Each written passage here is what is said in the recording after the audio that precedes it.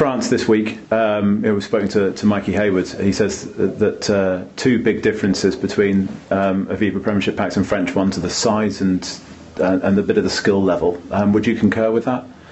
I think they have some big men and they've got big budgets and the choice of players from around the world. But I think that's coming to the Premiership as well. You look at the players that Saracens put out week in, week out. That Bath pack we played against last week. They're big and strong and international standard themselves. So there is a bit of that what he's saying, but I think we're well practiced from what we do week in, week out in the Premiership. How has facing French teams differed over the years? Well, usually the environment they play in, it's hostile. The crowd are loud. They get behind their team.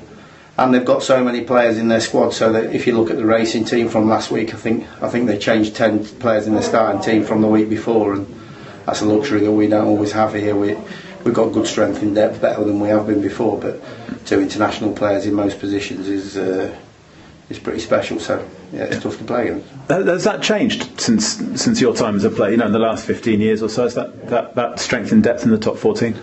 Yeah, I think probably. The players come from all over the world to play in the French league now, but having said that, we went there last year and they had a good side with a lot of internationals, and we were really close to winning the game. I think if George Peacey hadn't pulled his hamstring, clear run into the post unopposed, the momentum was with us and we would have won the game. So we're going there confident. We're on the back of 4 wins. We've got good players playing in our team, and we know if we play properly, we will be with a chance. Do you think there's a sense of unfinished business against Racing this year compared to with what happened last year? Yeah, well, we did think that was a chance for us to win that game away. We probably played better there than we did at home. I think we didn't quite get the bounce of the ball, and they scored some tries, which was disappointing. But yeah, I think we were more than capable of, on our day, beating them.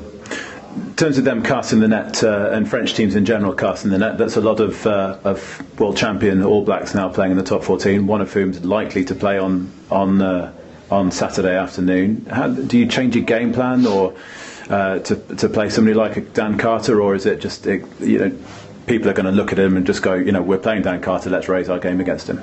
Not at all. Our focus has mainly been on ourselves this week. We always look at the opposition, what they've got to offer.